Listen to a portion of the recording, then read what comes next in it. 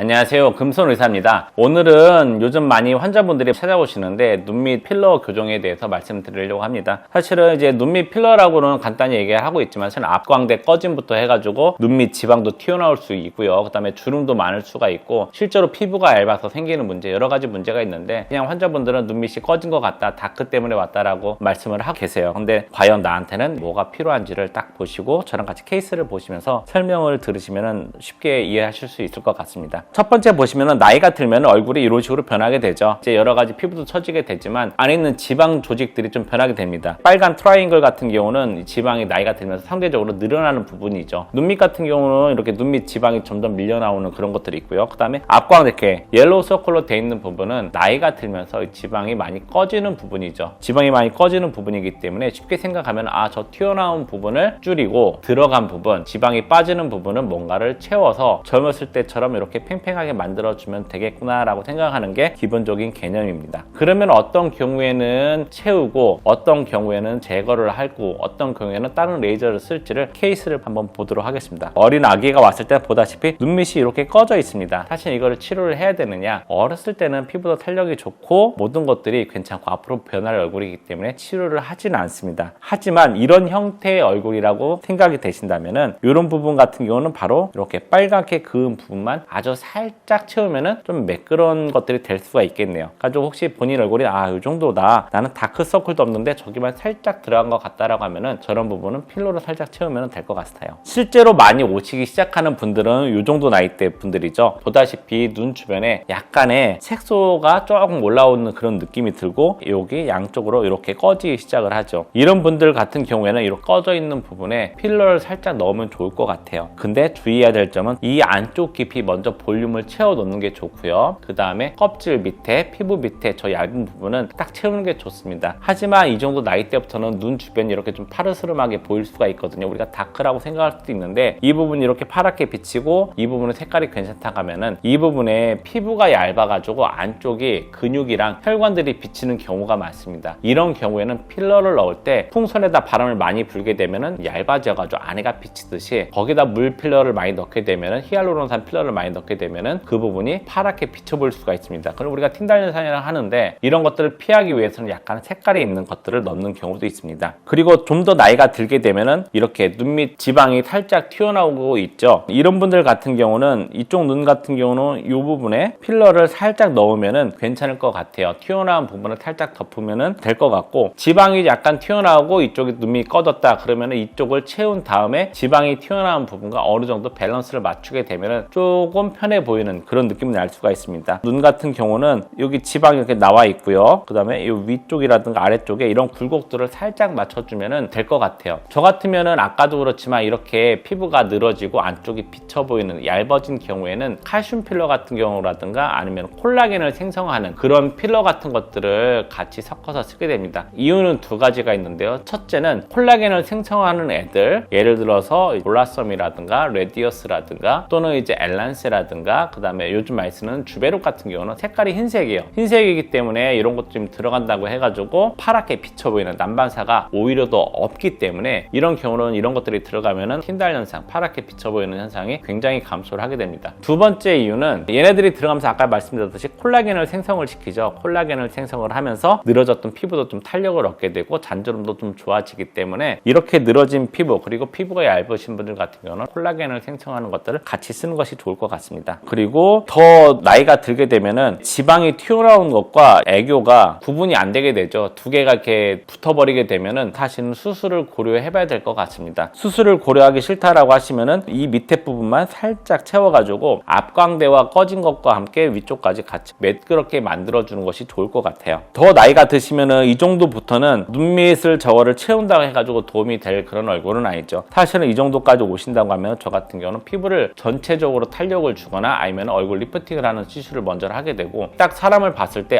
쟤는 눈밑이 들어갔구나 라고 생각이 드는 거는 다른 것들이 괜찮기 때문에 저게 보이는 거거든요. 이렇게 나이가 많이 드신 분들 같은 경우는 이렇게 마리오넷이라든가 팔자라든가 피부 톤이라든가 이런 것들을 먼저 정리하신 후에 그 다음에 눈밑, 눈꺼풀을 정리하는 경우가 많습니다. 그리고 이렇게 눈꺼풀이 이렇게 처지기 시작을 한다면은 사실은 눈 밑보다 눈꺼풀을 먼저 접근을 하는 것이 더 도움이 될 것 같아요. 자, 그리고 눈밑 필러를 넣을 때는 주의하셔야 될 게 눈을 위로 보고 보고 아래로 보고 옆으로 보고 눈동자를 움직여 본 후에 어느 부분이 꺼져 있고 어느 정도 넓지를 결정을 하게 됩니다. 보다시피 이 환자 같은 경우는 눈 밑에 이렇게 꺼짐이 있죠. 꺼진 상태에서 위아래를 다 이렇게 봐가지고 얼마나 채울지를 결정을 하게 됩니다. 실제로 채우게 되면 한 이 정도를 채우게 되는데요. 보다시피 눈동자가 위를 향했을 때는 이 부분이 다시 들어가게 되고 정면을 보거나 아래를 봤을 때는 이렇게 괜찮죠. 이 정도를 넣는 것이 저는 가장 좋다고 생각을 합니다. 왜냐하면 위를 봤을 때 여기가 평평하게 채워 놓으면은 다시 정면을 봤을 때는 여기가 더 불룩해져요. 눈동자가 아래를 봤을 때는 이 아래는 지방 쪽을 좀 약간 압박을 주기 때문에 다시 밀려 나오게 됩니다. 그래가지고 눈 밑 지방을 손을 보거나 아니면 눈 밑에 필러를 넣을 때는 눈동자의 움직임에 따라서 어느 정도 넣을지를 결정을 한 후에 하는 것이 좋을 것 같습니다.